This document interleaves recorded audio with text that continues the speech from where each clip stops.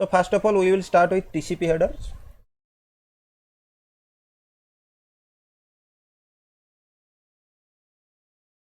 So as you know, last class I already described like TCP is a protocol who is actually working in transport layer. He is also having some separate kind of activity. So I told you like from the upper layers, if the data is coming by using any layer 7 protocol, in that case what will happen?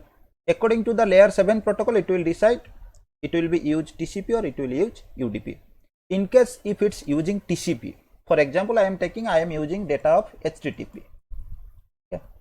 So in that case, TCP will do its activity and will attach some information in TCP header. So from internet, I am going to take one image of TCP header.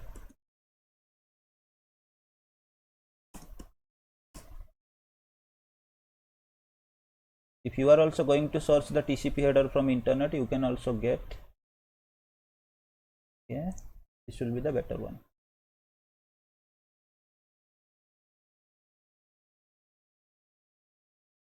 Okay, so this is the TCP header. So that header is having some specific parts or specific information, putting information like you are going to fill some forms. For example, if I am telling you are going for some exam or anything, what you are doing? They are giving you one form. In that form, some specific fields are there, and you are going to fill those fields. Here also, in case of TCP, already some specific fields are defined as inside the TCP header. What TCP exactly doing? He is checking the information from the data.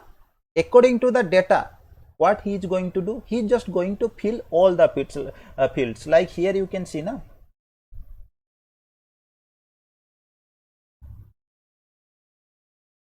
Okay, here you can see one field is there named as source port, destination port, sequence number, acknowledgement number, header, reserve. So many fields are there. So TCP will fill all the information according to the data in the all fields and will attach this header information upper of that data at the time of encapsulation. So now you will move to understand the fields.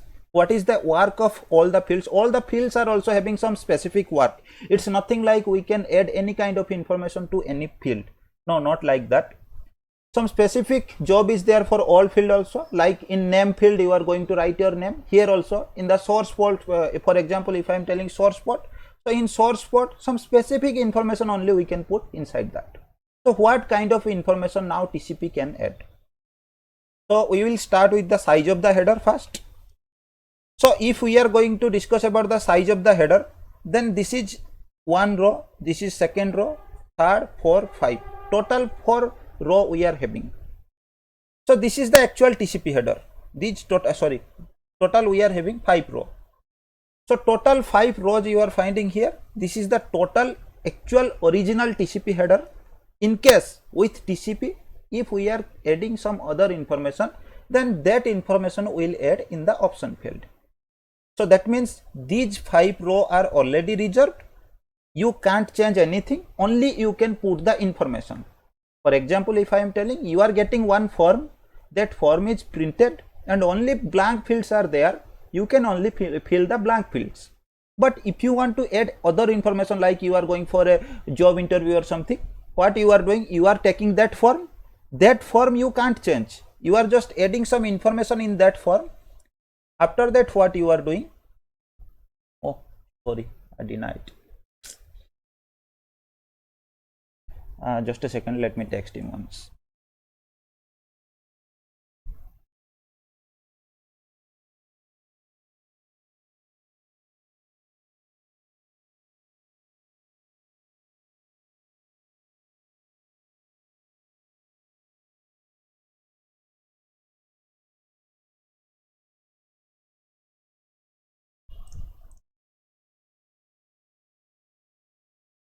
Okay, so what we are going for that example I was telling you. So for example, if I am telling you are going for an interview, they are giving a form to you. You will unable to change the form. What kind of fields are there, that will be there. You will not able to change them. But if you want to add some extra information, like your CV you want to add, like your some biodata form you are having, or some address proof, things you are having, you want to add extra information, you can attach with that form. Such like that, here what will happen, this will be the original TCP header and all the information in this header, this will be fixed. In case if you are going to add some other information or extra information you are going to add in that TCP header, in that case what will happen, this option field will be used. So in TCP header, all the row will have 32 bit of size, that means 4 bytes. So then what will happen, the original TCP header or the minimum TCP header size will be always 20 bytes.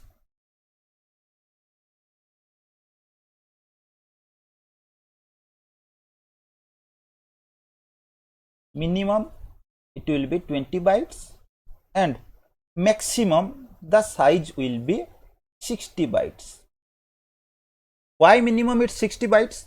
Because all the 5 row you can see here that are reserved. So you are not going to change them and you are also not having any capability to change them. So if you are not adding any extra information, at least you are going to fill those things, so which is already defined. So for that reason the minimum size is 20 bytes just because of these 5 row. And what you can do, if you are going to add any extra information, 40 byte of extra information you can add. In case of TCP, you can use this option. What to do, if you are having any extra informations up to 40 byte of size data, you can attach 40 byte of information with the header. So the minimum 20 byte is the exact TCP header, and rest what you are adding, like 4 byte if you are adding extra information, that the TCP header size will be 24 byte. If you are adding 8 byte of information, then the information will be 28 byte of, so the total size of TCP header will be 28 byte. The size what I am telling to you, it's not included with data. Data will be a separate part. So I am only telling about the TCP header size, not about the data. So there is a rule. What is the rule? Right now you got to know what the minimum size of TCP header will be 20 byte. In case if we are adding any other optional information, then the TCP header size can be more than 20 bytes up to 60 bytes, not more than that.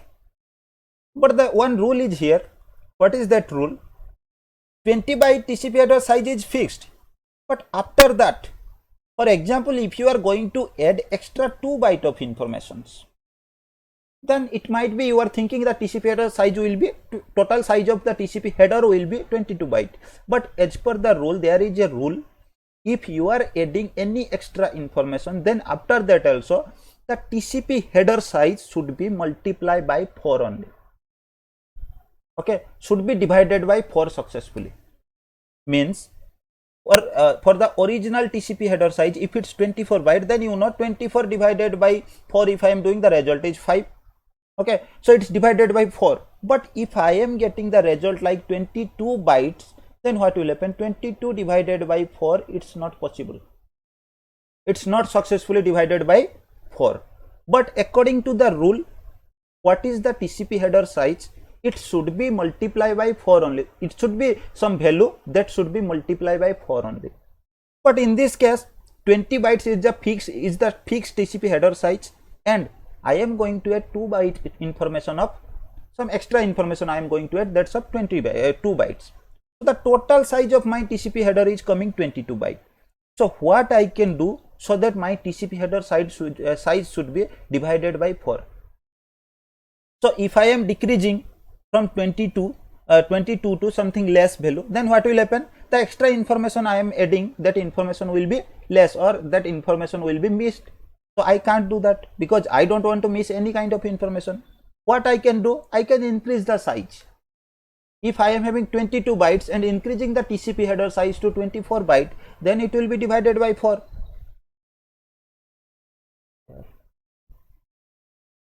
Okay. So right now my TCP header size is 22 bytes. If I am increasing the size to 24 bytes, then it will be multiplied by 4. The 24 is multiplied by 4, so it will be a successful value. So what I can do to make the TCP header size from 22 bytes to 24 bytes? So one option is there. In this options field, what we have to do, we will add some padding information.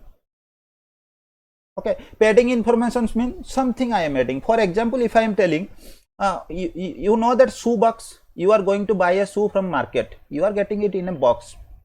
So what they are doing when they are putting that shoe in that box now, if that shoe size is less than that box, what they are adding? They are adding some papers, some raw papers or some unused paper. They are just putting inside that to make that the shoe should be stuck there easily. It should not be loose like that. Here also what we will do? We will add some padding information, some extra data. That data will be unused data only, something information like ABCD might be ABCD might be 1 2 3 4, some kind of information we will only add. Just why we are going to add? Just to make the TCP header size to make the TCP header size that should be multiplied by 4. Okay, so what we will do in case of TCP, the rule is that the TCP header size should be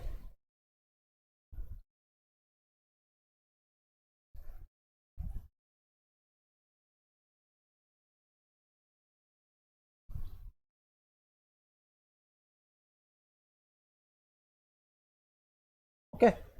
So in case if it's not multiplied by 4, we will add some extra information, some padding we will add to make it multiply by 4. If my TCP header size is 22 byte, then what I will do? I will add 2 byte information, 22 byte header size and extra 2 byte of padding. Then it will be 24 byte. For example, if my TCP header size is 25 byte, what I will do? I will just make it 28 by adding 3 byte extra information by adding some padding. Okay, now we will understand the TCP header fields. So first of all, we have some field information like source port, destination port. So before understanding the source port and destination port field, we will understand what are ports.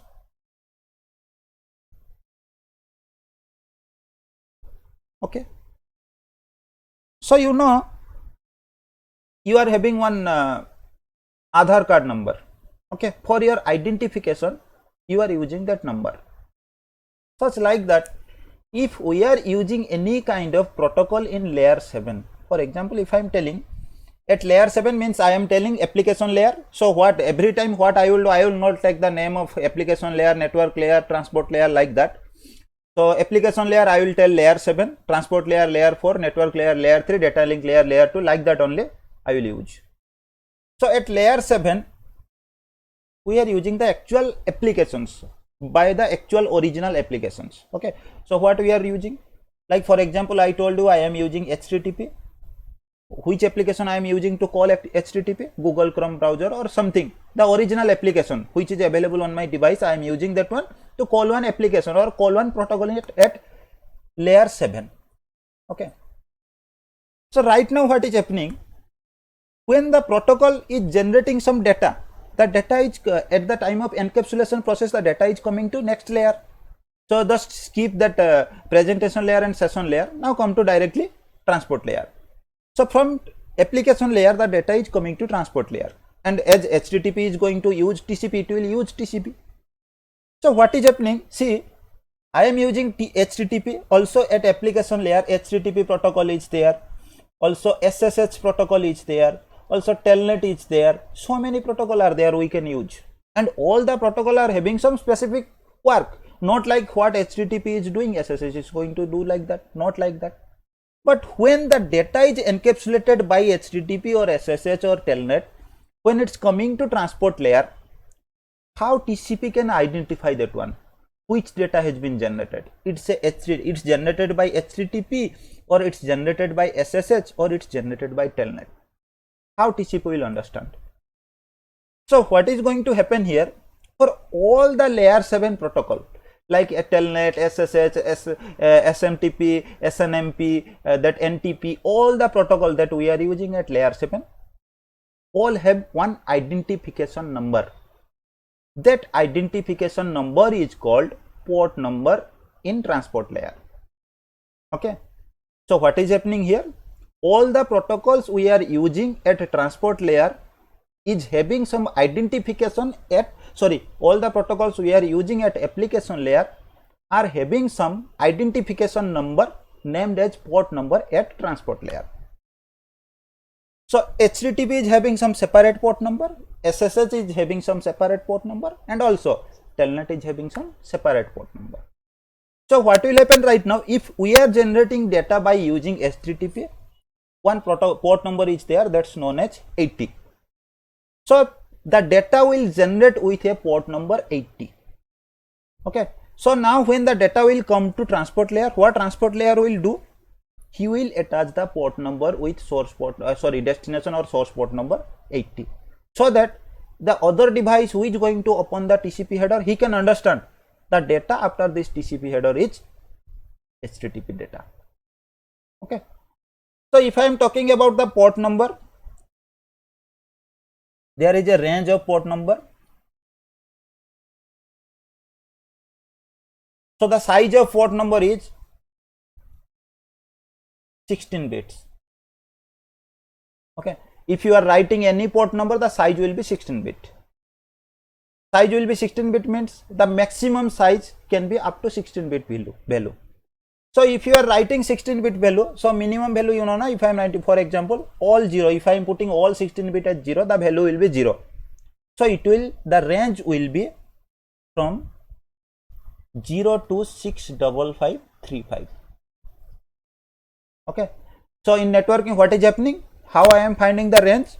The total size of port number is 16 bits. So the first one will be start with 0 number bit. In networking, you know, everything will start from 0. So first bit value is starting with 0 number bit. So the last value will be 2 to the power 16, like that. Sorry, here it will start like, if it's a 16 bit size, total size, if I am going to count, then it will start with from 2 to the power 1 to 2 to the power 16. So if I am going to count 2 to the power 16, then the value will be 65535. But when I am going to write the value, then I will start from 0. So total value is 65535, and if I am writing it from 0, then it will come till 65535. For example, on that day also I told you, if you are telling like you are having 4 pens, so if you are writing the names, you are having 4 pens, and if you are writing the numbers for that pen from 0, then it will be 0, 1, 2, 3, 0 to 3. But exactly you are having how many pens? You are having 4 pens. Like that here also in networking, if we are going to write any range or something, then it will start from 0, and the ending it will be less. We have to less the value by 1. So the port range can be from 0 to 65535. That means what? If we are finding any port number, that will be from this value. It can be 0, 1, 2, 3, 4, 5, 6, like that till 65535, not more than that. But from this range, we are having some well-known port number. It's divided in 2 types of port number are there. First one is well-known, and second one is random port number. Well-known port number means those are already predefined. Like for HTTP, we have already predefined port number 80. Okay. So well-known port number from 0 to 1023, these port numbers are well-known port number. Means these port number are using for some specific service and already reserved for them. Like for HTTP 80, HTTPS 443, like numbers. If you are finding that port number for any protocol, now you will find from this range only. 0 is reserved, we are not using that one. You will find from 1 to 1023. For HTTP, Telnet, SSH, any protocol you are finding on internet, you can search, all the port number will be there. It will be up to this 1023, you will get the value because they are already predefined. And random port number from 1024 to 65535. These are the random port numbers. Okay. So what is the use of well-known port number? What is the use of random port number? As you know, well-known port number means already one specific service is defined, but in case my device is generating some data, okay, so in that case what will happen? My device will use some random port number, some port number from random port number. Okay. So later when we are going to discuss more about the packet flow and everything, you will get to know where my device is going to use these things. Okay, so this is the information about the port number. What is port number? I hope you understood. If you are having any question, you can ask or we can continue. Now directly we will enter to the field of TCP header. So the first field we are getting that source port number.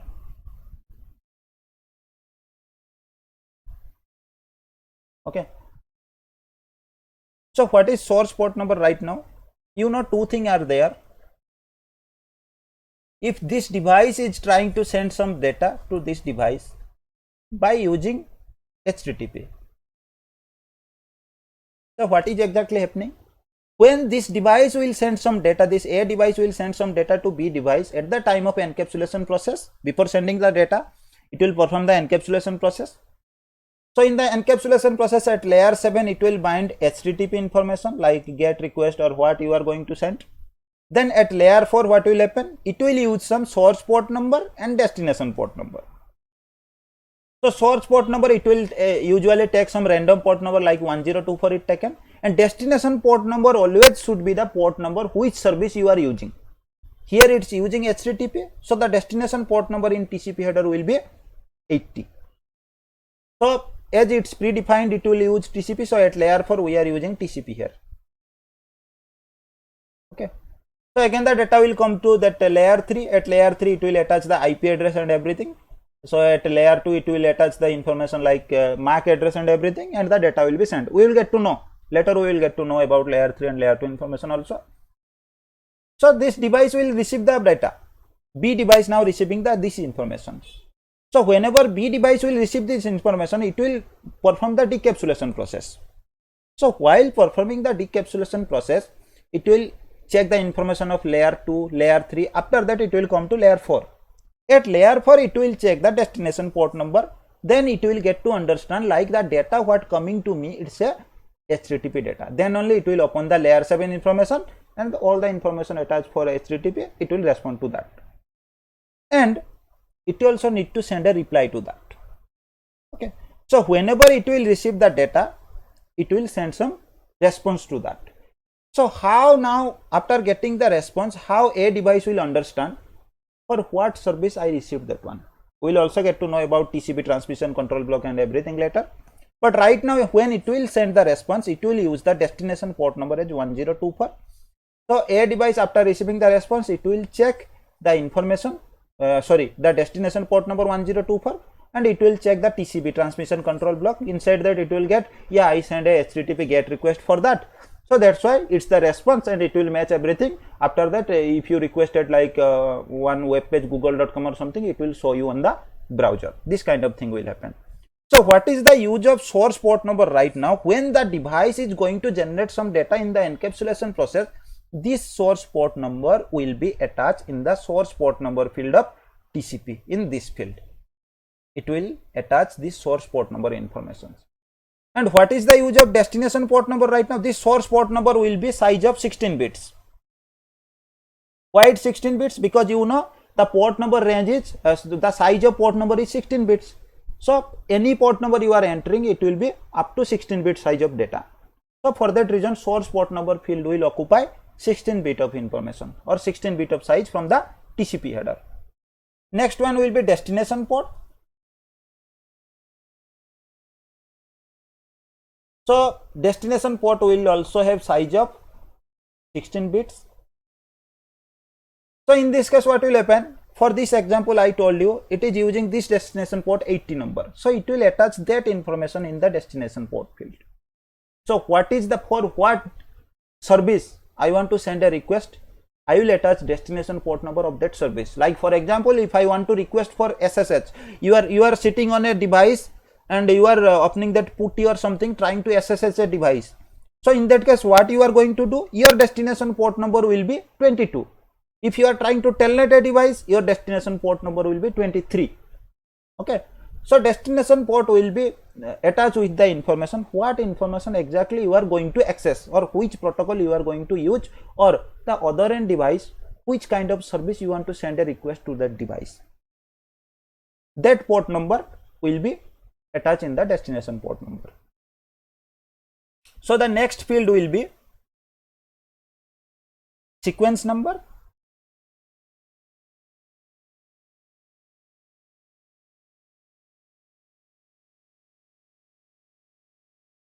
This is a size of 32 bit total. What is sequence number right now? Last class I told you. In case of TCP, what will happen? Every data or every segment will attach with a sequence number. Okay. Whenever my device is going to any segment to another device, it will attach a sequence number over that. So that what will happen? Just to provide reliability. Last class we have discussed about this one in TCP section. So just to provide reliability, reliability means what? What I am sending to you, you have to acknowledge that one to me. So that I will get to know what I send you, you have received that one. So what actually TCP is going to do? Whenever TCP sending any segment to another device, it's just going to attach one sequence number over that, and another device after receiving that one, he is just sending an acknowledgement of the same sequence number, so that I am getting to know what packet I send, like one number packet I send, one number segment I send to the other device, he received that one after getting the acknowledgement. So that sequence number will attach in this sequence number field.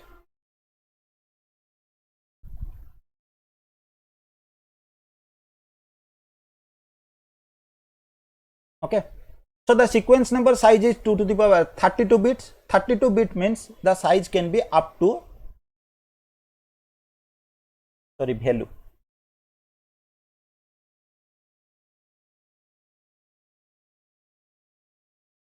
To the power 32. So two things are there. In any header, if I am going to tell about the size means what is the size, the maximum size, or what is the space, you can understand like that. So for example, if you are going to write your name on the form, so you are getting some blocks.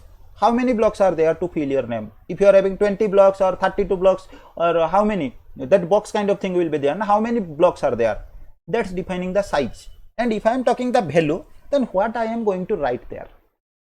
Okay, what will be the value? What you are going to write your name, ABCD, anything. Okay, that's the value. So size means how many space is there, and value means what you are going to enter. So the value can be up to 2 to the power 32. It can be from 0 to that 2 to the power 32 means it will come up to 4.5 crore or something value. That could be the sequence number. Then the field will be, another field will be there, acknowledgement number.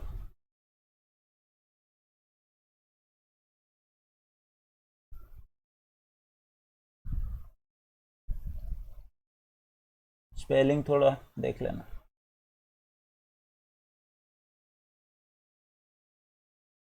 Also forgetting spelling here.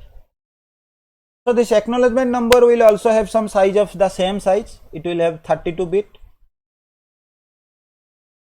So the value can be, the same, 2 to the power 32.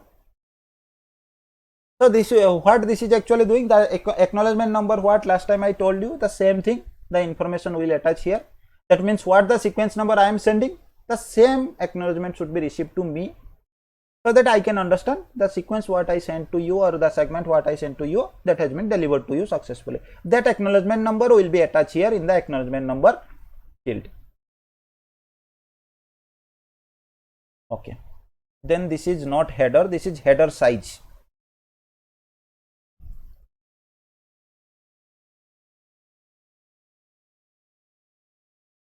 Four bits of information. What is the meaning of header size? Header size means, I told you the TCP header size can be from 20 byte to that 60 byte. Okay. So here in this header size field, it will mention what is the exact size of your TCP header. For example, if you are not adding any option, the TCP header size will be 20 bytes. So its range can be from 20 bytes to 60 bytes. Okay. So what is your header size excluding data? That size, only the header size will be attached here. If you are sending some data of 1000 byte, for example, if I am telling, if you are sending 1000 byte of data, so TCP will attach some header, like 20 byte header information it attaching. Okay. So after attaching data with header, the total size will be 1020 bytes. But in header size field, it will only show you information of header, that will be 20 bytes. So then the next field is something it's showing reserved 6-bit. So reserved bit everywhere if you are finding those bits reserved means what? Actually they kept some value in case in future if we are going to do some modification or changes or we are going to update something, then if any extra information or other things we are going to add there, we can add. For example, if I am telling, so you know all the things in Android also what you are getting the latest version every time you are getting, like Android 9 was there, 10, like that you are getting one by one information. So like this also everything they are developing, like TCP they developed TCP header or something. So in future if they need some modification, they will keep some field there or they will give some free space there, so that in future if any modification coming, any extra information we need to add as some fixed information, then we can add there. So we are not going to do anything about reserved field. We have to keep in mind that 6 bit of information are reserved in case of TCP. Then it's written code field. It's not code, exactly it's flag field.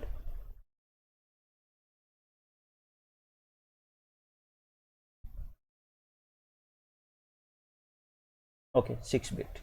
Yeah. Okay.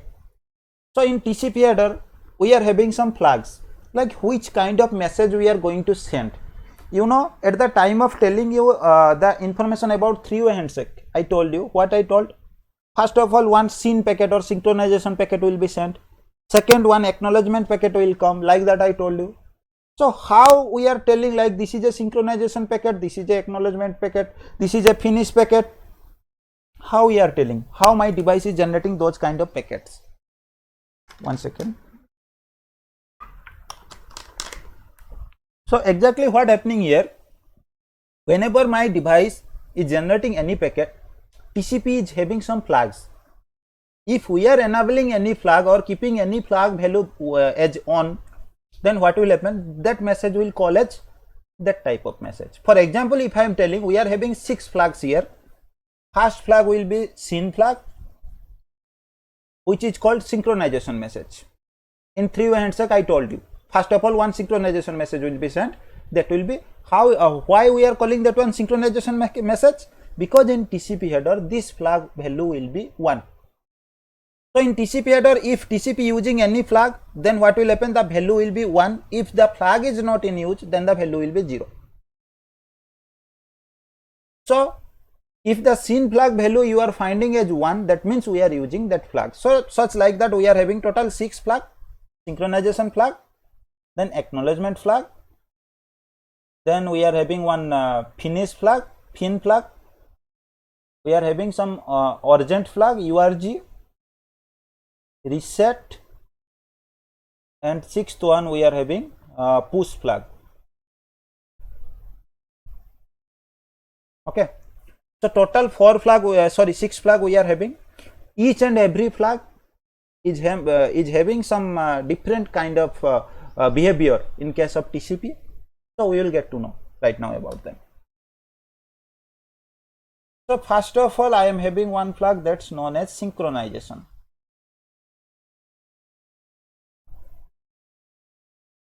So it actually defines this is a synchronization message. If this flag is on, then it means this is a synchronization message.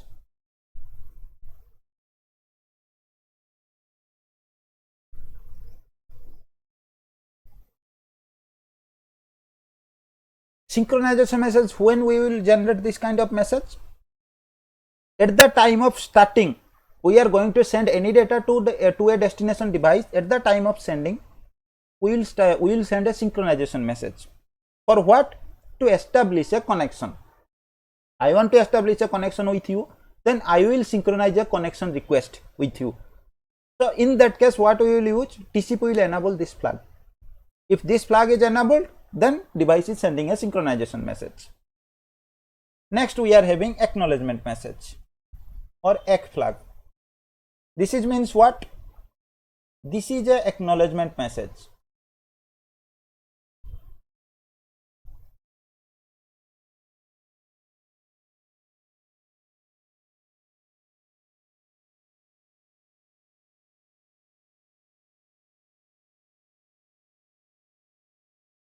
When we will use this flag? Already I send one TCP segment to you and you are responding the acknowledgement for that what segment or what message by using TCP I sent to you, you have received that one. You are just giving a confirmation. So to give the confirmation, what you will do, you will send an acknowledgement message to me. So to send an acknowledgement message, what you will do, you will just enable this one, this flag. So that means I will understand this is a acknowledgement message you are sending to me. Then the third flag we are having fin flag, which is known as finish message. This is a finish message. At the time of termination of any connection, the device will send a fin flag. Like for example, I am talking to you on phone. Then what is actually happening? After discussing with you for some time or for some long time, I want to disconnect the call. Then what I will tell? I will tell, okay bhai, bye, we'll see you. Like that some message I am giving you. That means you are understanding I am going to disconnect the call or I am going to terminate the connection. Such like here also in TCP, after the data transmit complete, the device will inform other device like the data transmission has been complete and I want to terminate the connection. So it will send a fin message or it will send a finish message. So it will enable the fin flag. So other end device, after receiving the message, when it will find the fin flag is enabled, it will get to know like the device want to terminate the connection. Then fourth one we are having reset. Reset means what? This is a reset message.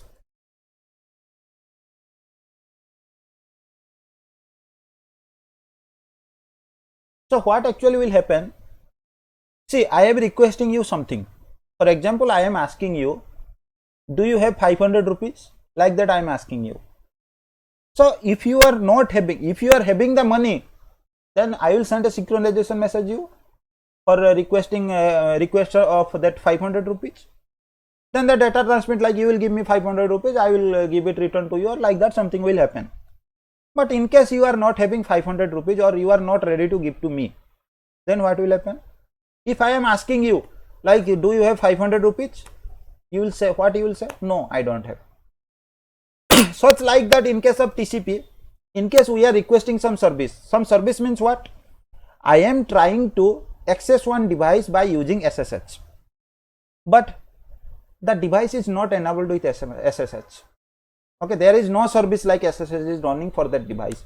So the device will unable to fulfill my request. So what will happen right now? Whenever I will send a message, synchronization message for SSH, now the device will send me a reset message with reset flag on. That means what? The device is not ready to establish the connection for that service. That means that service is not running, or the device don't want, or the service request is a bad request. Something like that. For example, I told you, na, like I am asking 500 to you. So might be you are not having 500 rupees, or might be you don't want to give me, or something. Any reason is there. You don't want to give me. That's what. The device don't want to accept the request for SSH. In any case, that's what will happen? The device will send you back a reset flag on message. That means I don't want to establish a connection with you for this service. So in that case, in TCP, what will happen? The reset flag will be there.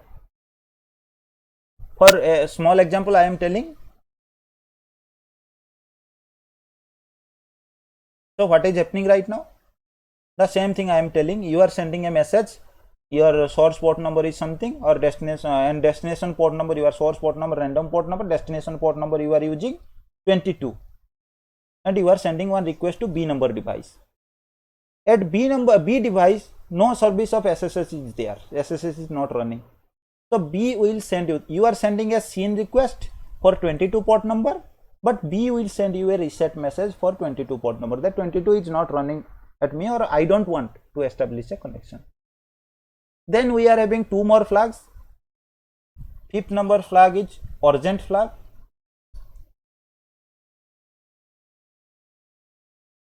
Urgent means what?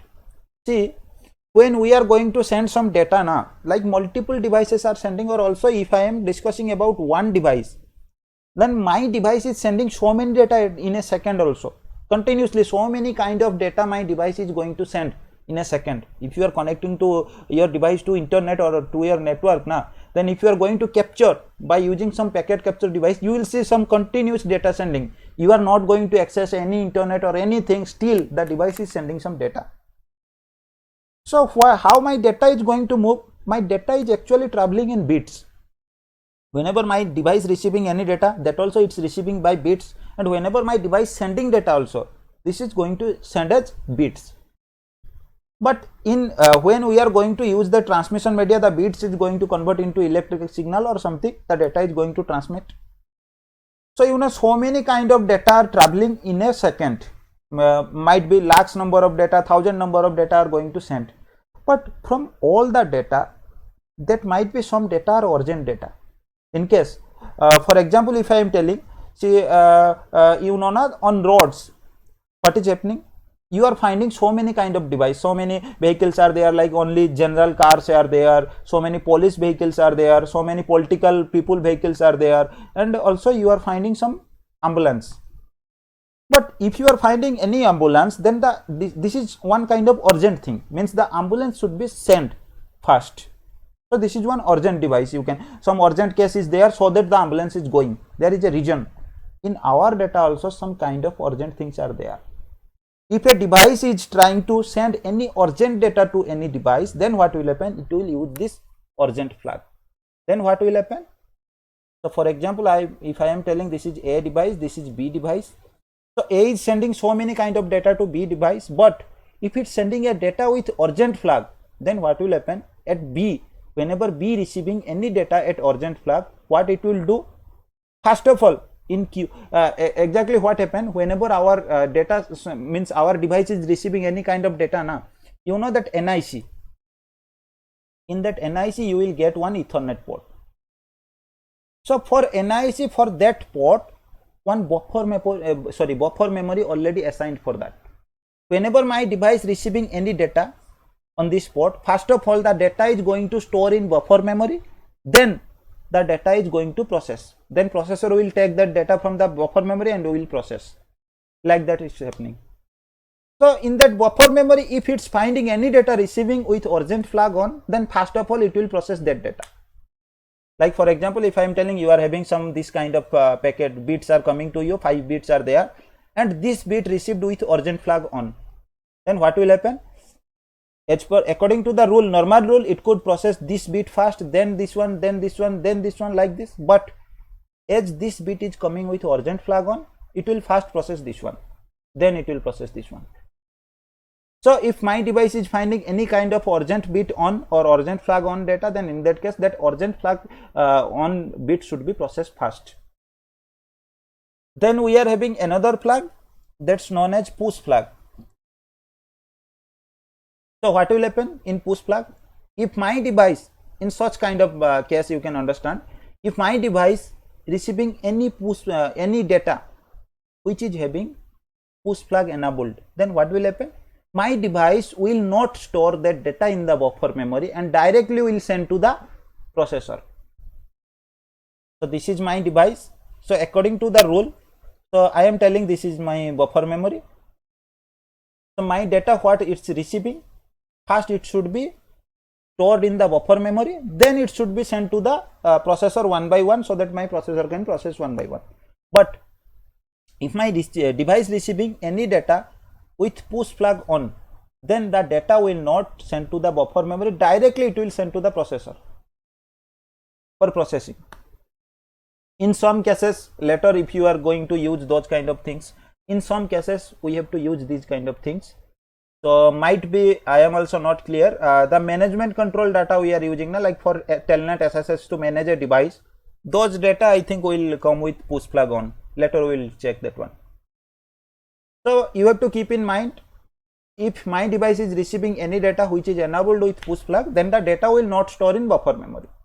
So you can think like this urgent flag and push flag, those will be look like something similar for you. But the only difference is, in case of urgent data, the data will come to the buffer memory and first of all the data will process. But in case of push flag, the data will not, data will never store in buffer memory, it will directly send to the processor for processing. So these are total 6 flags we are using. So in case of TCP, these 4 flags only you will be familiar if you are going to do some packet capture or you are going to understand the flow and everything. These 4 flags will be familiar for you. Then we are having another field, that window size. This is only written window, but the field will be window size.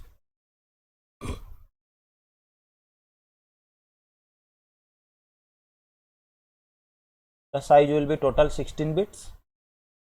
So window size already last class I discussed with you. What we discussed?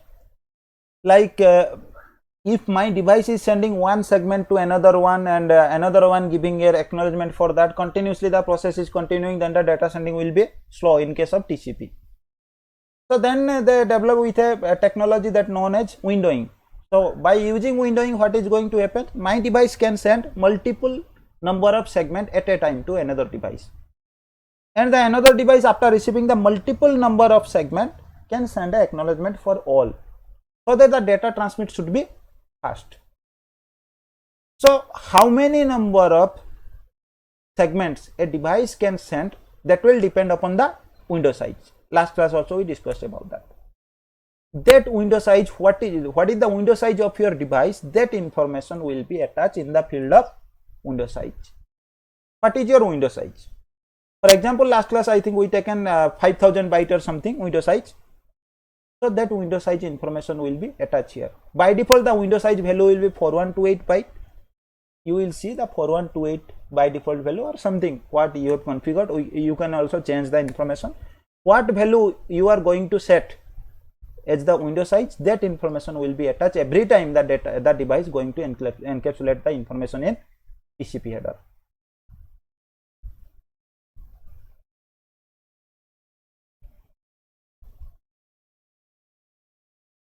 Then we are having another information, that's checksum.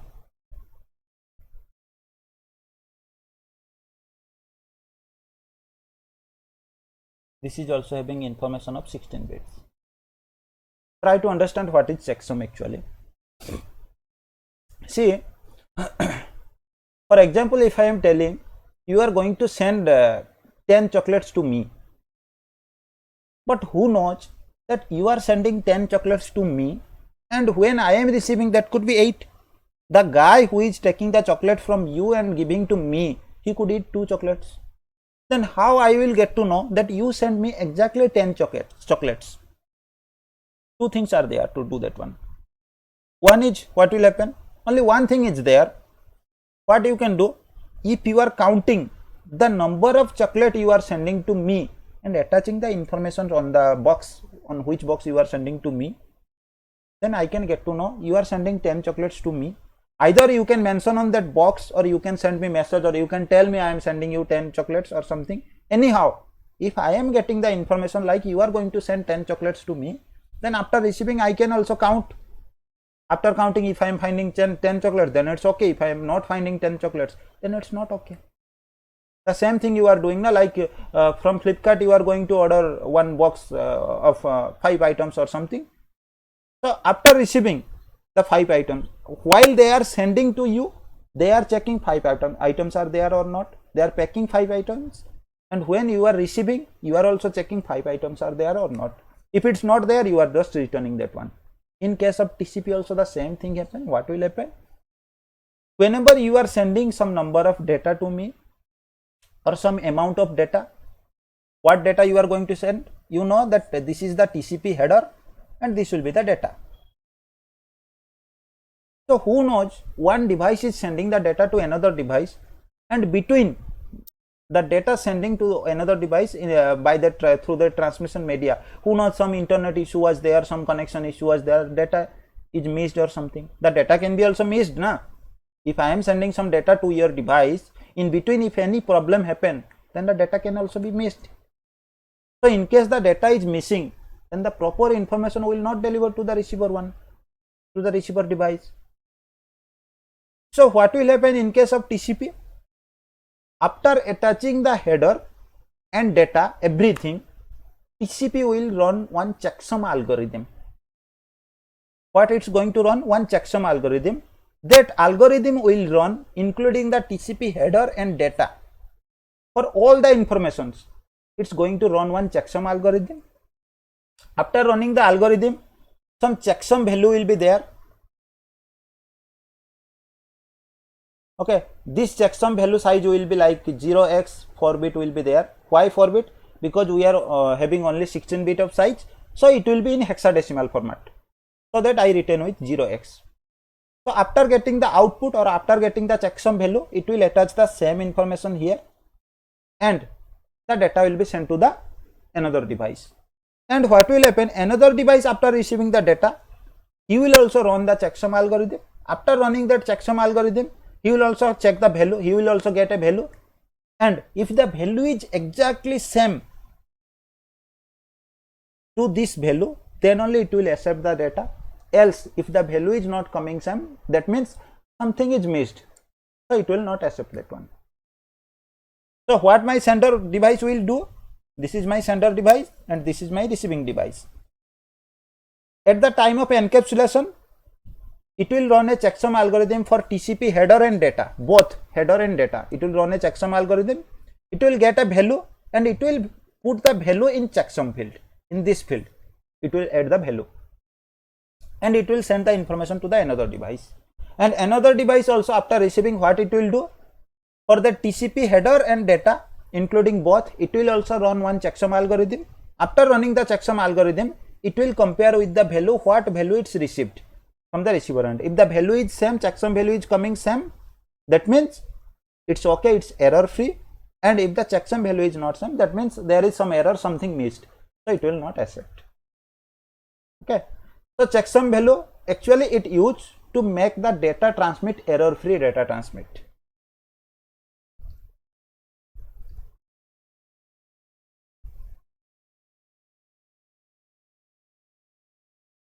How it's going to check the error free data transmit? At the time of sending, also some in some interview also you can find these questions. So what they will directly ask, what is the use of checksum? In case of TCP, also in TCP you will find that one, in UDP also you will find, in IP also you will find. So directly you can say checksum is used to make sure that the data is error free. How it's working? At the time of sending data, the device will run, in case of TCP, the device will run checksum algorithm for the TCP header and data both. After running the algorithm, it will get some value. The same value it will put in the checksum field in the TCP header, and the data will be sent to the another device.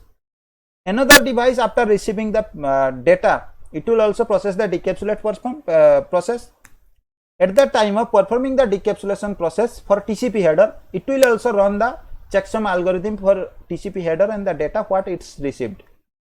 After running the checksum algorithm, it will also get one value and it will compare the same value with the checksum field in the TCP header and the value it got. If the value is same, then the data is error free. If the value is not same, then in that case what will happen? The data will not be error free and it will not accept the data. So after that, one more field is there, that urgent, that's not urgent, that's urgent pointer field. That urgent pointer field right now we are not using.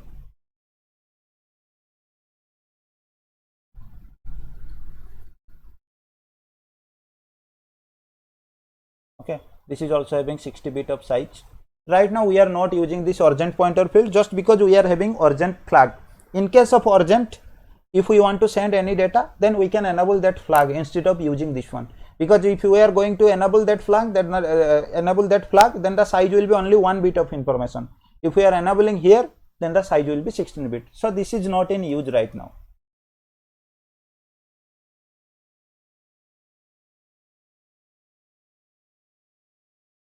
Then last, this is the total TCP field till this. This is the original TCP header. After that, the thing you are getting option. In case we want to add some padding informations or we want to add some extra information, then we have to add those informations in option field.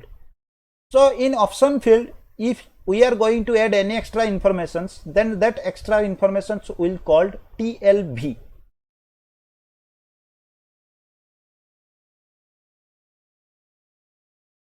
32 bits. Okay.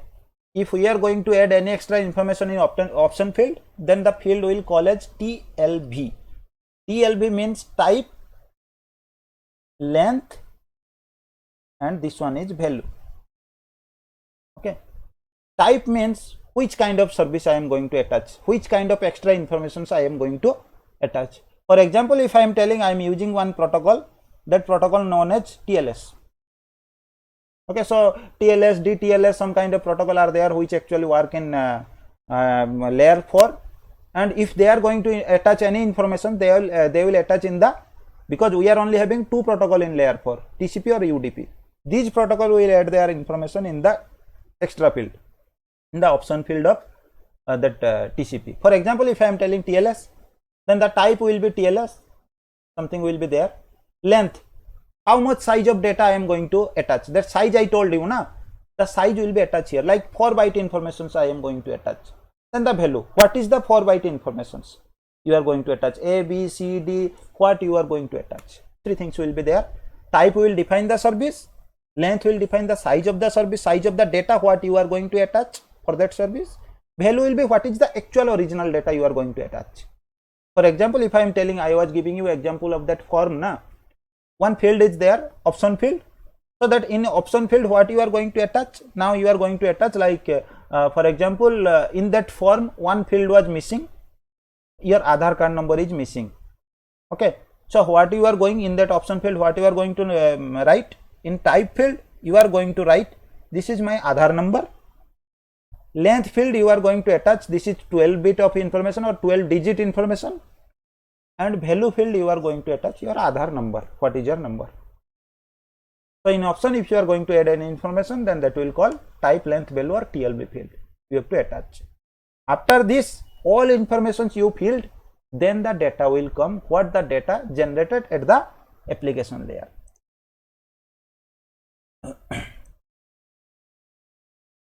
Okay. For example, if I am telling, so this is my TCP header, you are going to fill all the header, then the data what is generated by application layer, that will come after that. HTTP data you generated or what you generated, the data will come after that. TCP will not change, not do any changes to the data. Data what is generated from the application layer, that will be same in TCP layer also, sorry, in transport layer also. In case of TCP, there will be no change, only TCP will add some informations according to the data. What kind of information, like port number, other things like checksum field and everything, it will only do all the things here. And after that, including the TCP header, this will called as segment after attaching the TCP header. Now this segment will total send to the layer 3 after completing, means TCP will complete its job, then it will hand over this one to that layer 3. Who will be there in layer 3? IP will be there. So now for IP, one segment will come. Now again IP is going to do its job, and it will also attach the IP header informations. So before going to IP, we will also understand UDP header. So in case of UDP, we are also having one header, that small header only, general, 4 fields are there. It's not that much big like TCP header.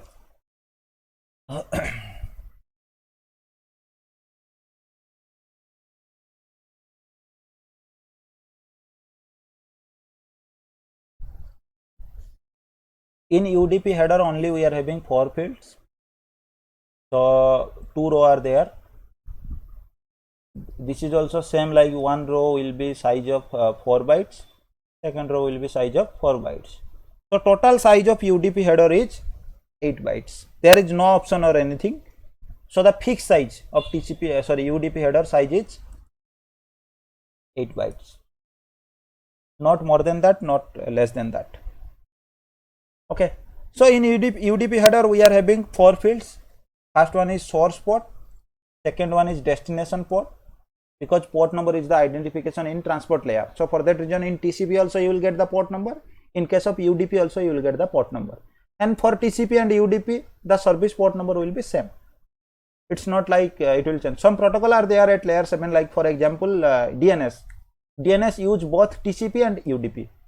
Actually, it will depend upon the case in which kind of request your service request you are going to send for DNS. Depending on that only, it will use TCP or UDP. What is needed. So in case of TCP also the port number will be 53. In case of UDP also the port number will be 53. It's already predefined. There will be no change. And also this will be length, and this one will be checksum. So source port and destination port number will be same like TCP what I described. Source port number means what port number I am using, and destination port number means which kind of service I am going to request or which kind of protocol I am going to use. And checksum field also same like TCP what I described. But in case of length, then what will happen? It's something different, because in TCP you find two kind of length. First one is header length, another one is total length. But here the length will be total length. We are having two kind of length. One is header length, another one is total length. Header length means only the size of header.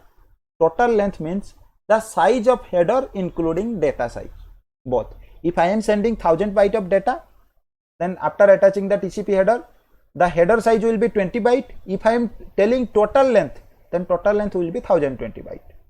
So in case of UDP, it will count total length.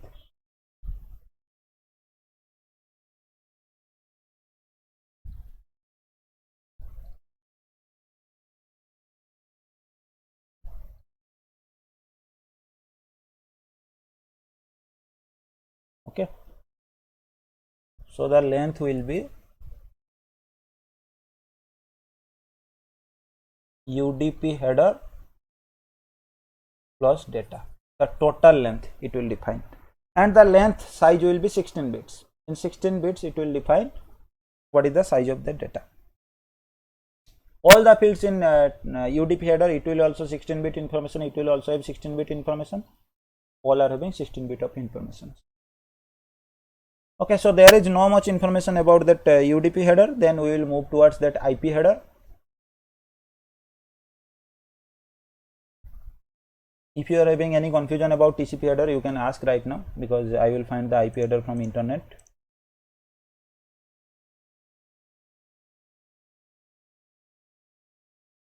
So which one will be better one? This one will be.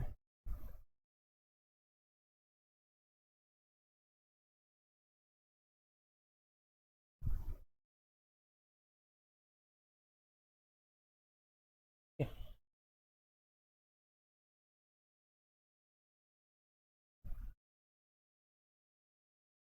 In case of IP header also, this is having some informations. Like for example, like I told you na, at transport layer what will happen? TCP will attach its whenever the data is coming from the upper layers, TCP is going to attach its informations as TCP header. When the TCP is sending that segment to layer 3 or hand over the segment to IP, then IP is also going to attach some informations. What information it will attach? These all the informations what you are seeing in my screen right now, these informations IP going to attach, and the all information after attaching the all informations, this called as IP header. So what I am going to describe right now, this is IPv4 header. Only for IPv4 I am going to describe. So in IPv6 also the things will be same, but what kind of changes you will get, will tell. So the first field here, it's telling version.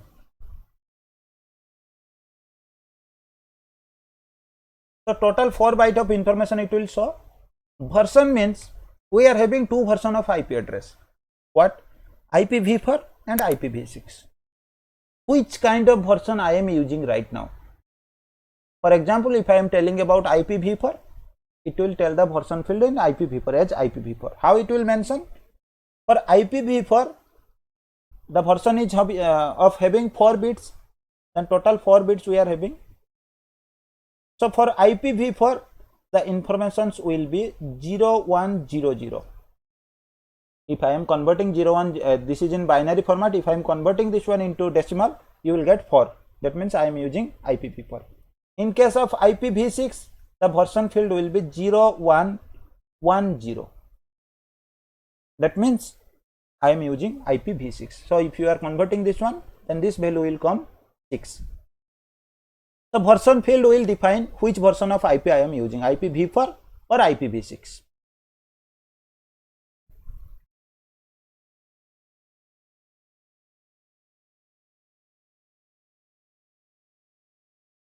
Okay. So the next field, IP header length.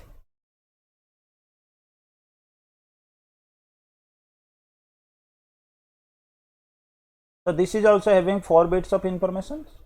This will define the length of header.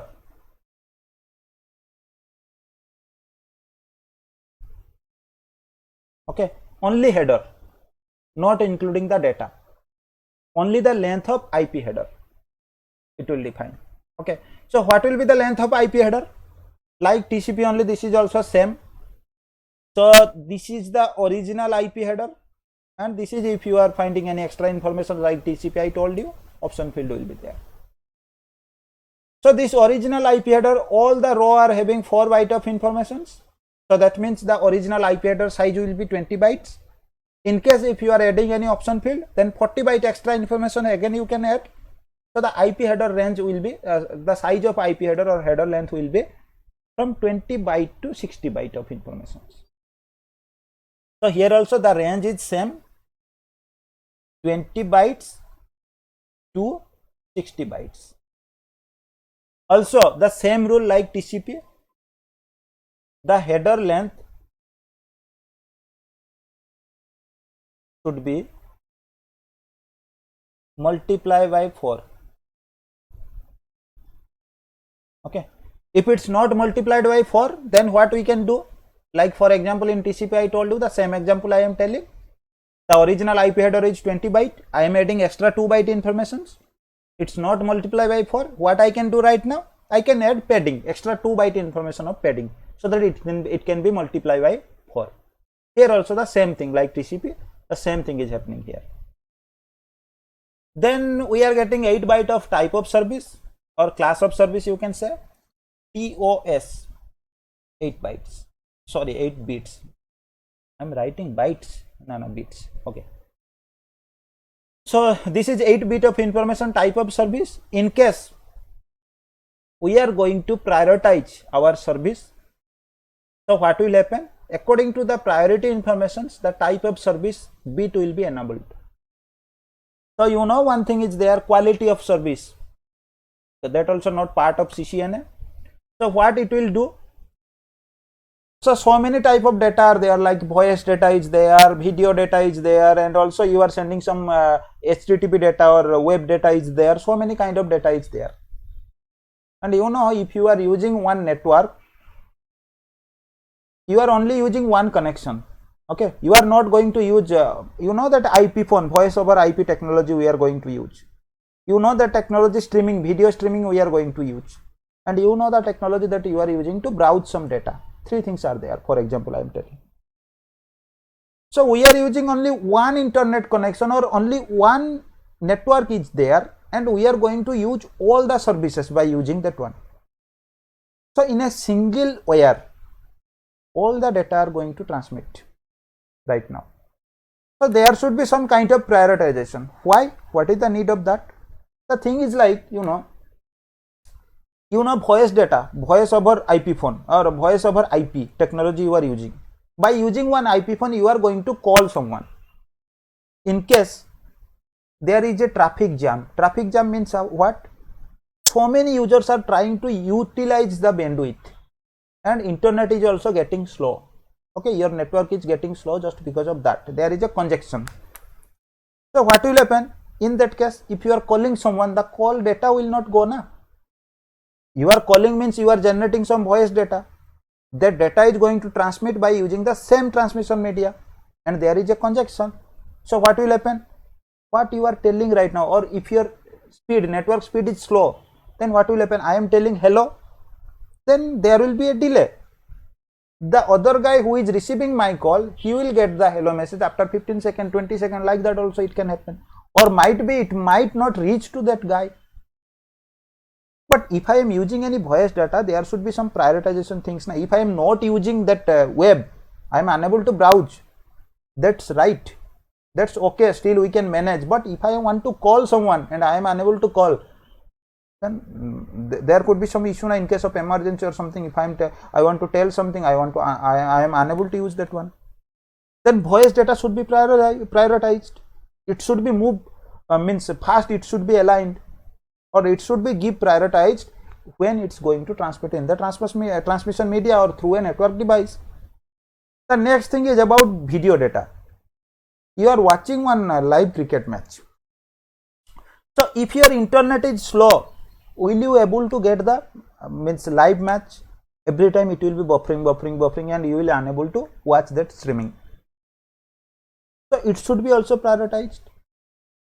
And also you are sending some management data. Management data means what? You want to access one device. Okay, by using telnet or SSH, you want to access one switch is there, you want to access that one. So if there is a congestion, you will also unable to access that one. So many kind of data are there. So some data are there which should be prioritized. Why? Because those are important data. Okay. So if we are prioritizing our voice data, video data and management data from the other data what we are generating, then it should be the first three things should be prioritized. Because if we are getting any kind of congestion or something, then we will unable to access those kind of data. There could be issue. So in that case, if we want to prioritize those kind of data, then we are going to use these 8 bits. By using these 8 bits, we will play like a means we can play with the priority things, or we can play in the data row. Which data should be moved first and which data should be moved later.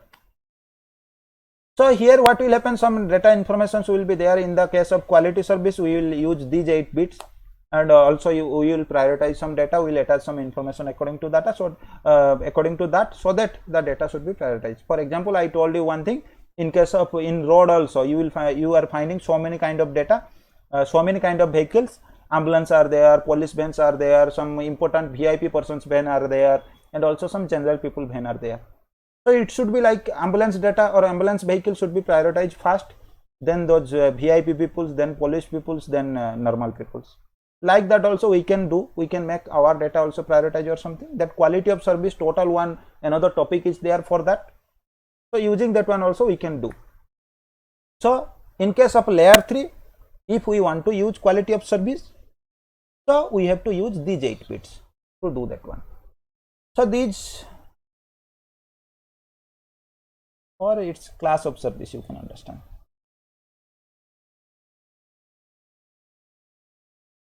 Okay, for class of service we are using these 8 bits. Then we are having total length.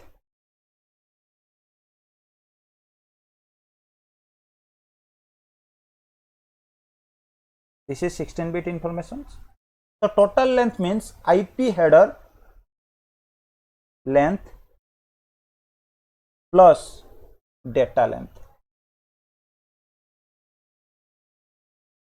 Okay, it will be total length. For example, if your IP header size is 20 byte of IP header size and you are sending 1000 byte of data, then the total length will be 1020 byte. So here you can understand we are having 2 fields. First one is IP header length. This will only define the header length, what is the size of the header, and here the data will be there. Now after header the data will be there. And in case of total length, it will define the total header plus data length. Then we are having 3 things: identification, flags and fragment offset. So these 3 things actually used for fragmentation. Before understanding these 3 fields, we have to understand about the fragmentation. So now we will discuss about fragmentation.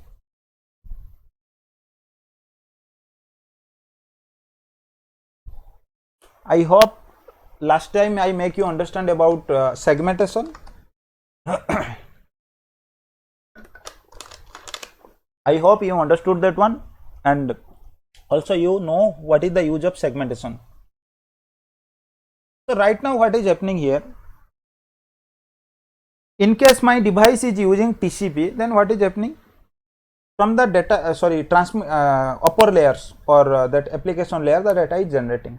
If my device is generating that 1 GB of data, according to the MSS size, TCP is dividing those data into some segments, small parts, and sending that one to another device. So that what is happening, there is no bottleneck issue.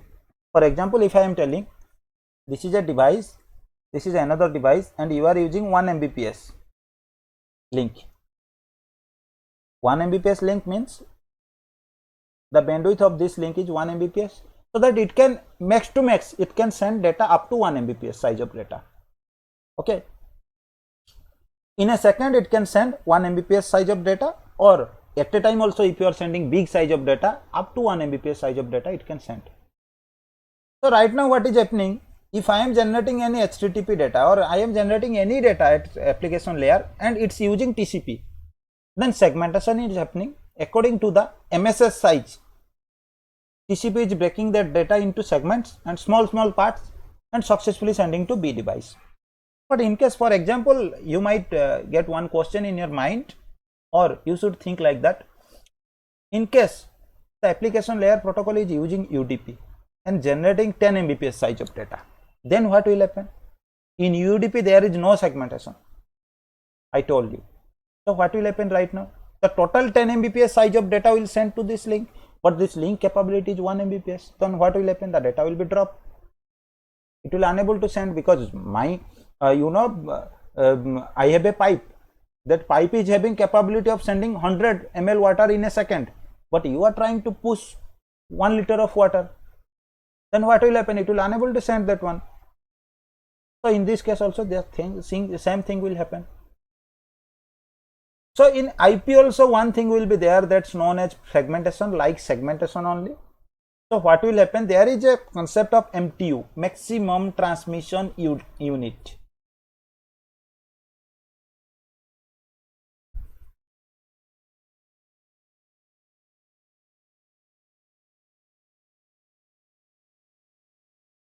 Okay, maximum transmission unit for every layer 3 interface.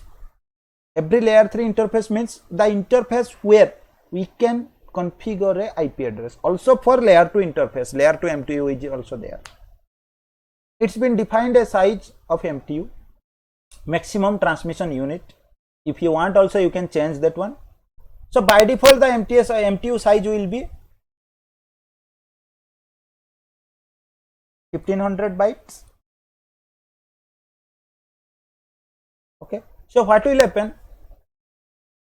What is the data coming from our transport layer? If the data size is more than 1500 bytes, by using TCP or using UDP, anything it can use. If the data size is more than 1500 bytes, then what will happen? IP will divide that data into parts according to the MTU size. So what will happen right now? For example, if I am telling you are sending 10 MB of data.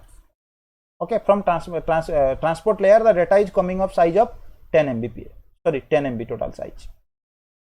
So according to 1500 bytes the data will be divided into parts, like it will make that data into parts, like for example if I am saying hello, hi, how are you, so it will divide like hi, how are you, like that it will divide. According to what? In case of segmentation it was according to the MSS. In case of fragmentation it will be according to the MTU size. Okay, so it will divide, and after dividing it into part it will also attach IP header to it. After attaching IP header it will call as fragment. Okay, it will call as fragment or packet also you can say. So fragmentation means what? According to the MTU size in layer 3, IP will divide the data into parts. That part is called as fragment. The whole process of dividing the data according to the MTU size is known as fragmentation. So segmentation will happen in case of TCP at layer 4, fragmentation will happen in IP header. So there is a question actually. Sometimes some interviewer can ask you, if you are finding they can also ask you some question is there. They will ask when segmentation will happen, when fragmentation will happen. So you can answer like, in case the data is receiving to transport layer is using TCP and the size is more than the MSS size, then segmentation will happen in that transport layer. And in case the data which is sending to layer 3 or network layer from transport layer is more than the size of MTU, in that case fragmentation will happen. Okay. So in case of fragmentation, what will happen? Three things are there: identification, flags, and fragment offset. Now you will understand these three things.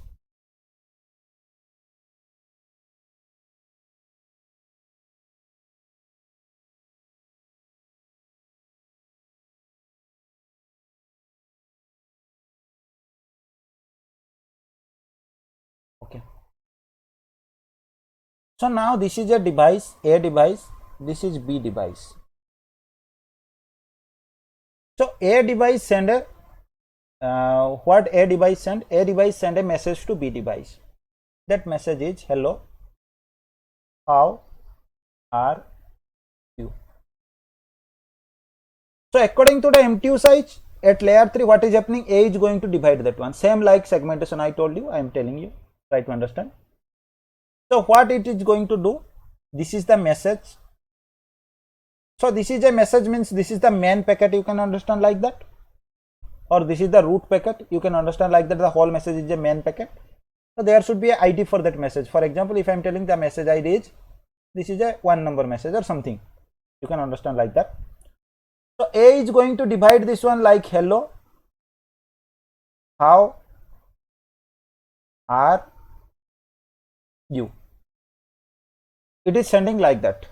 4 fragments it's sending to B. So what is the identification? In each fragment it is going to attach IP header.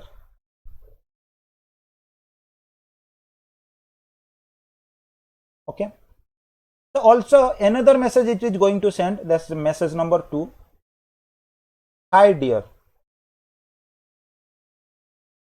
Okay. So this is also, it's dividing into 2 parts, hi and dear, and sending to B. At a time my device is not sending 1 packet only, it can send multiple data also. So right now A is sending 2 things. First one is 1 message, it's sending one number, 1 message. This is I given 1 number, hello, how are you?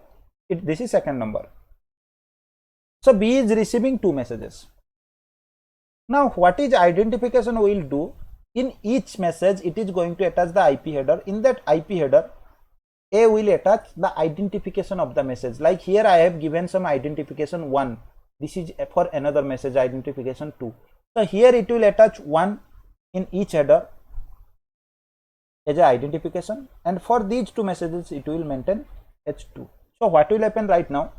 When B will receive all the fragments or all the packets, what it will do? It can understand, like if I am receiving this part, then this is the part of message number 1.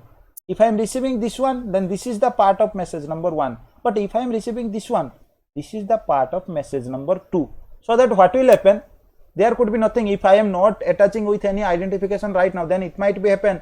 If it is receiving hello from the same sender, then it can also attach hi with that. It can receive this one and it can think like from the same message I am getting, hello, hi dear, how are you, like that. Everything can be mixed now. So we need to separate them. To separate them, what we are going to do? We are going to use some identification value. For example, if we are telling about rice and dal, we are having some kind of identification in our mind. We know what is the size of rice and what is the look of rice, but we also know what is the look of dal. We are also having some identification, like dal color will be yellow. So what we are doing, if rice and dal are mixed, then we can separate them. How we are separating? Rice is a different category and dal is a different category. There is some separate identification. So we are able to, or successfully we are able to separate them. Like this here also, for each fragment, once the device is going to divide the message, the main message or the main message packet into parts, it will use some identification value. From the identification, the receiver device can understand for which message, which part I am receiving. This is the work of identification. It actually define the identification of main packet.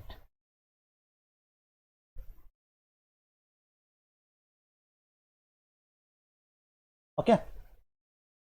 So then we are having flags. So before flag I will this is which header? Okay, before flag I will discuss about fragment offset, because we are on the same example.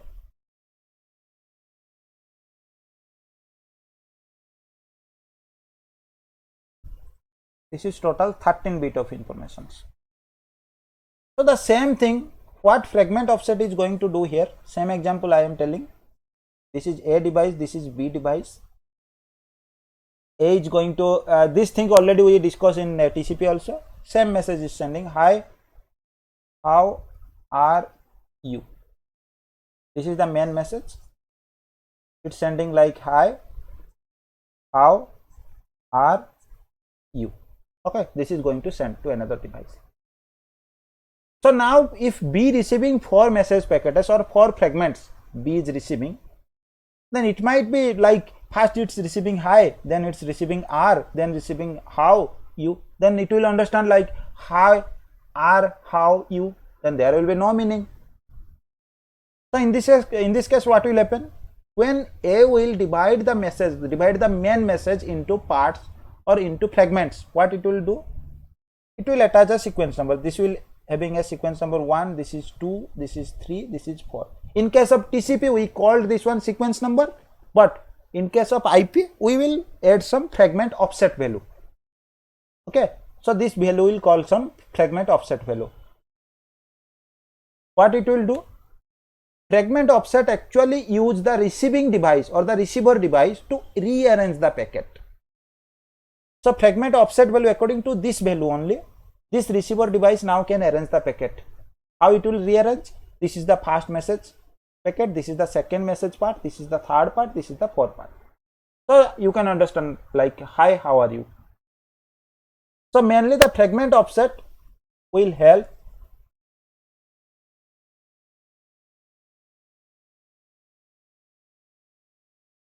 receiver device to rearrange the messages, okay, in a sequence way, so that you can understand. Then we are having another part, that's flag. Let me increase this one first.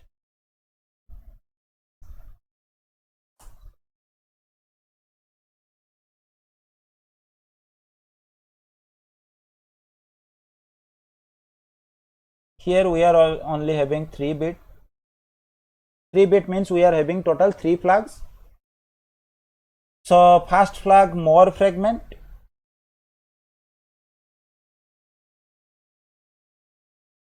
Second flag we are having don't fragment.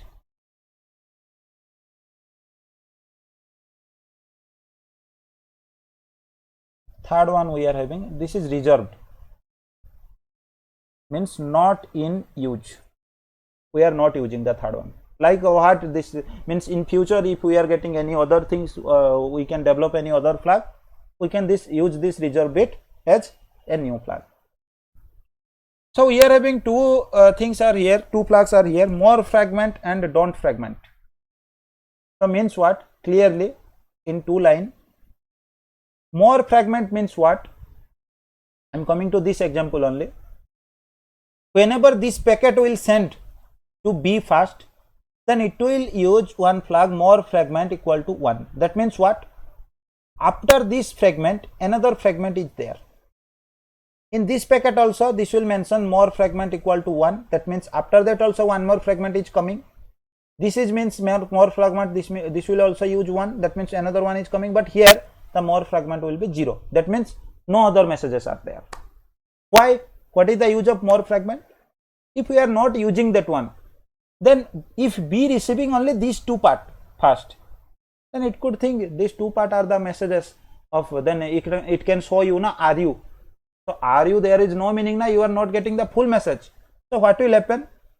If B receiving this one, it will wait for the next message to before showing you. And here also if finding that more fragment is on, then again it will wait for the next message. Here also it's finding, though it will wait for the next message. Till the time it's not receiving this one, it will not going to show you. Okay. So every time the first message or the first fragment the device is sending, if another fragment is there after that, it will use the more fragment option.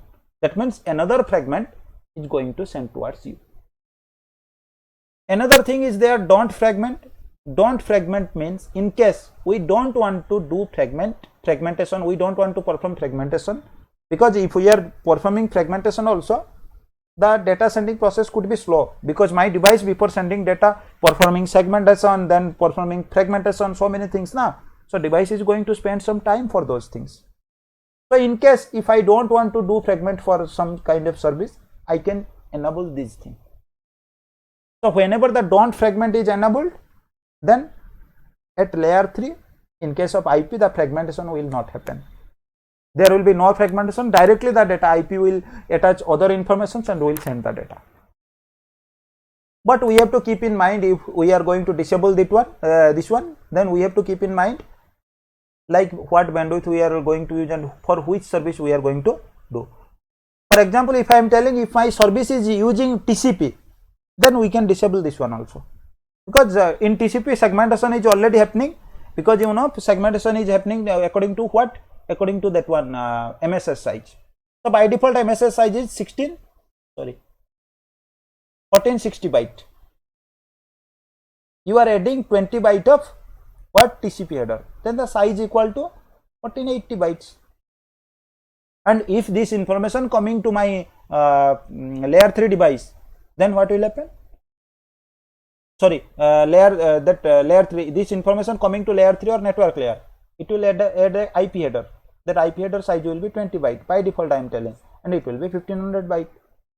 And 1500 byte can pass because my TCP that MTU size is 1500 byte. So what MTU size defining? How much data can be passed through a layer 3 interface? How much data can pass through a layer 3 interface? Like this is a device, this is your NIC, this is your port, and you connected one interface. At a time, how much data can be passed from this interface? This will according to the MTU, maximum transmission unit. In case of MSS, I told you how much data can transmit or how much data can pass through the transport layer. That is defined by MSS. But here, how much data can be passed through a layer 3 interface? Layer 3 interface means what? On the interface, on which interface you can configure IP address. Later you will get to know about layer 3 and layer 2 interface, all the things. So MTU will define that one. So in case of don't fragment we are going to use, we have to keep in mind these things.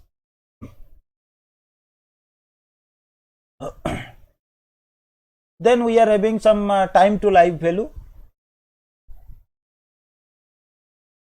Anyhow, we have to complete this one. Okay.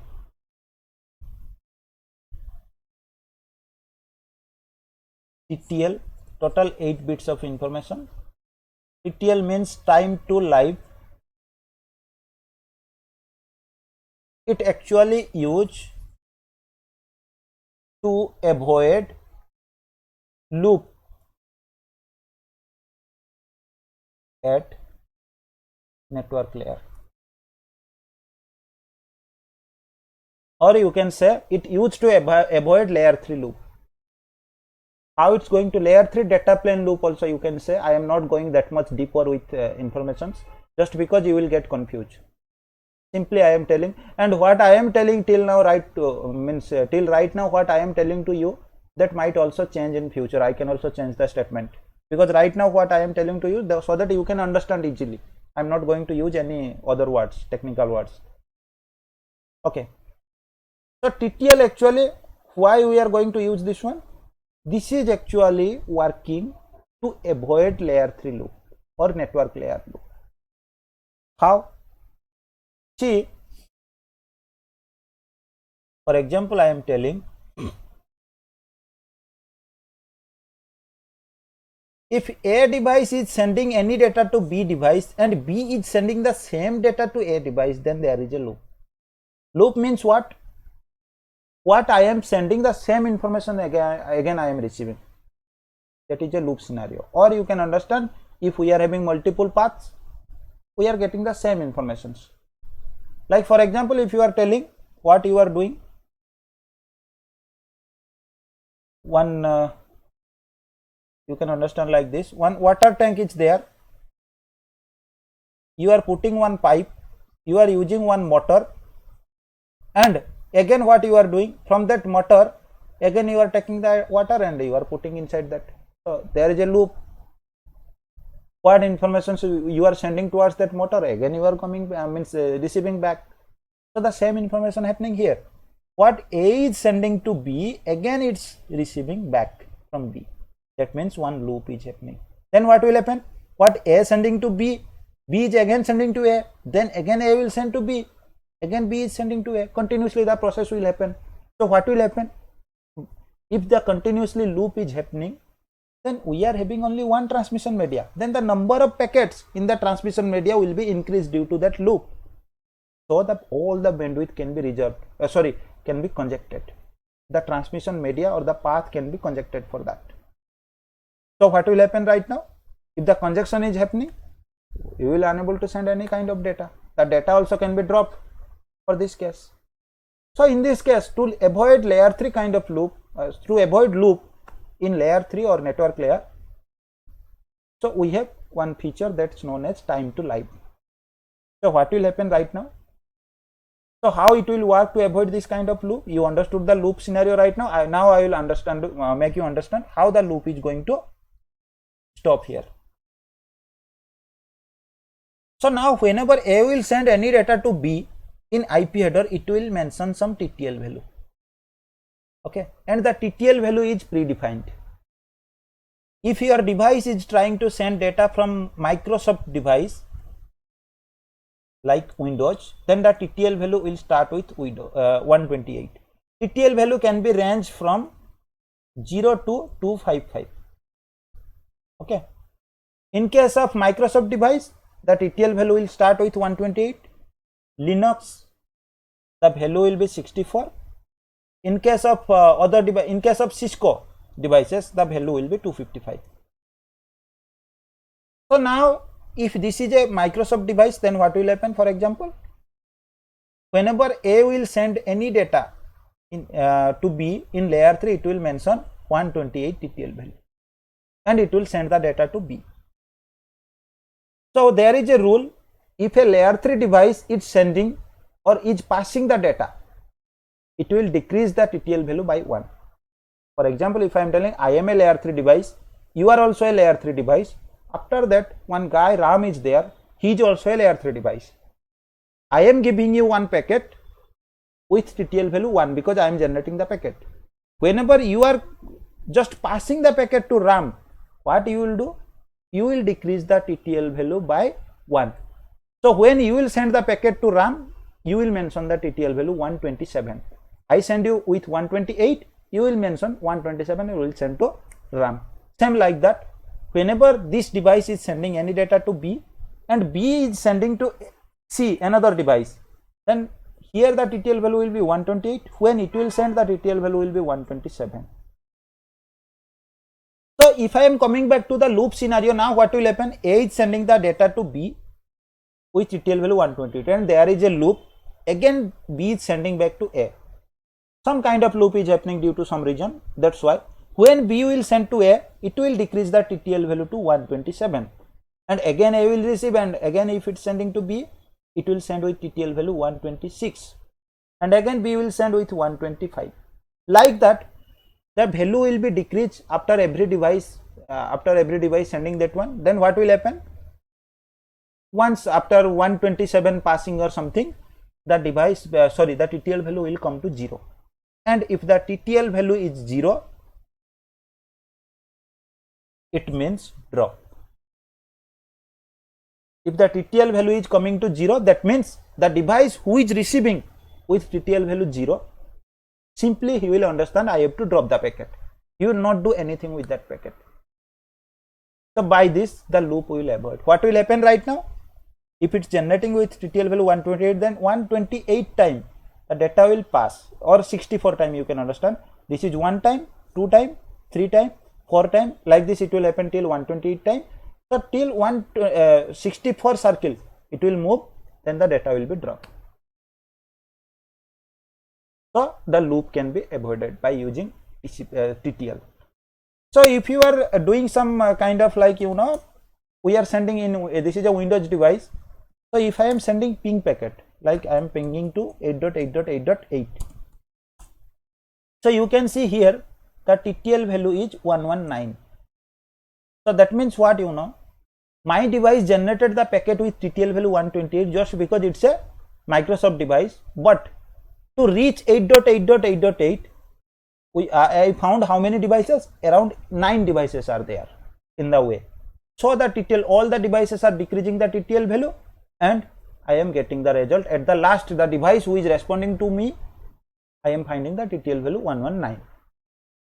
Okay. So from Linux device, if you are going to send, then it will be start with 64.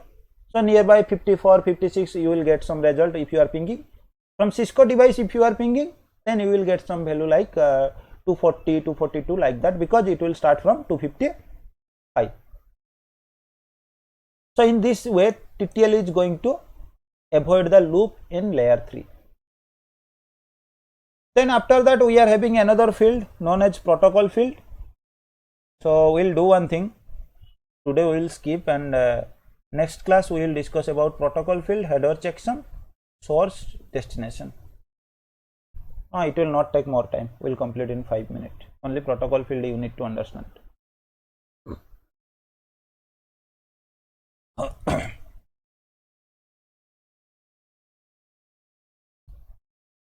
Okay.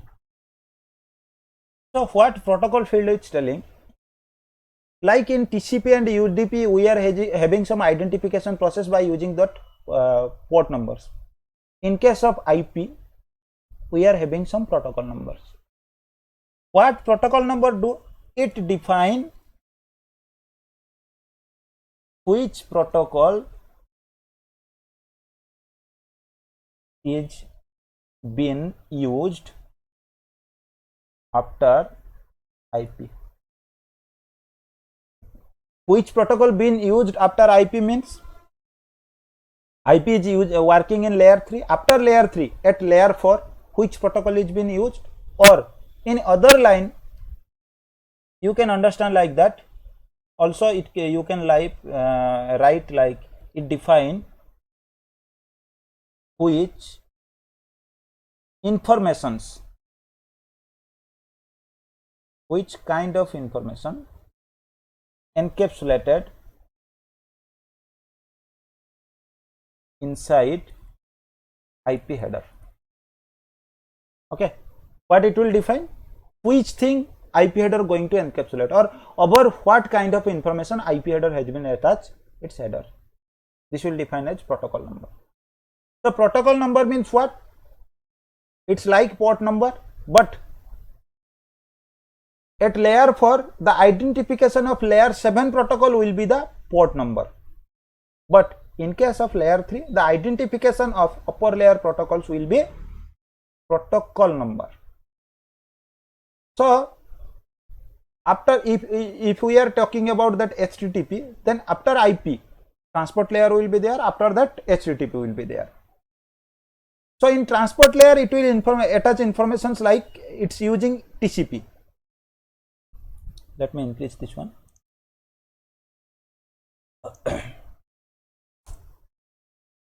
Okay. So at layer 7, HTTP packet you are going to generate. At layer 4, over that HTTP, you are attaching what? TCP header. And TCP header, you are mentioning one port number 80, so that you can understand TCP encapsulated HTTP informations. When this thing will come, this will call as segment. When this thing will come to layer 3, then it will be a like this is HTTP, this is TCP, and whole thing you are calling a segment you received. After that you are going to attach IP header. In IP header you will mention which protocol we are going to open after that, means after that the TCP is coming. So here it will mention the information of TCP. So the protocol number of TCP is 6. There is no port number of TCP. There is a protocol number of TCP. Why? Just because protocol number is a identification in IP header. It is defining after IP which protocol we are going to use. That's why there is a protocol number of TCP, not port number, that is 6. So in IP header we are checking all the informations. From this protocol number field we will get to know after IP header TCP is encapsulated its informations or TCP is in use. We have to understand. And again, if we are going to TCP header and opening the TCP informations, 80 port number will be there. So in the, here you will get to know from the port number, like at layer 7 which protocol is in use. Okay. So two things you can get to know in IP header for port numbers. If it's a layer 7 protocol or any protocol you are using, then if you are using TCP, then the protocol number will be 6. If you are using UDP, then the protocol number will be 17 in IP header. If the services is been generated from upper layers, or we are having some other protocols also like RIP, OSPF, EIGRP, these kind of protocols are working in layer 3. They will generate their message and will hand over to IP. Whenever IP is going to encapsulate these informations, for example, I am telling you one protocol is there, RIP, routing information protocol. RIP generated one message. This is a RIP message. After generating the message, sorry, this is not a layer 3 protocol. Okay, I am telling you OSPF. RIP is a layer 7 protocol. So OSPF is going to send one message. It generated the message and it will hand over to IP directly.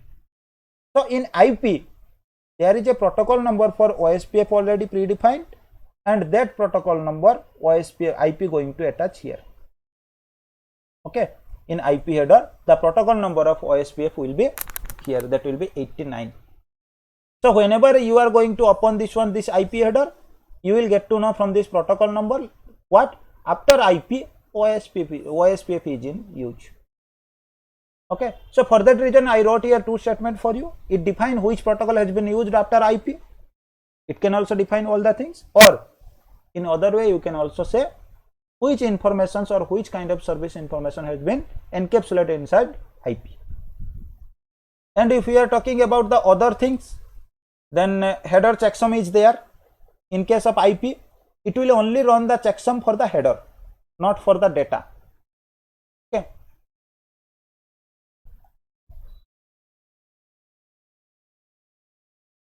This is the difference.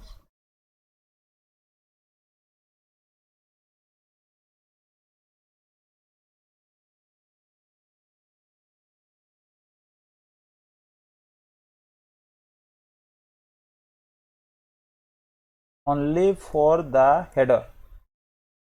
In TCP it was running for header and data both, but in case of IP the same thing will happen, but only for the header, not for data, because the checksum already run from TCP or UDP. So how for that data, then why should we run the that checksum for data again? Then in IP, in case of IP, it's only going to run the checksum for IP header. And source address and destination address will be the source IP address. It will be destination IP address. That means what will happen? If you are going to send some data to 8.8.8.8 and your IP is 192.168.1.1, then your IP will be the source IP address. It will attach in the source address field, and you are trying to send some packet to 8.8.8.8, then it will be the destination IP. And option padding and data both are same, like what I told you in case of TCP, and all the other things are same. So this is for today. Next class we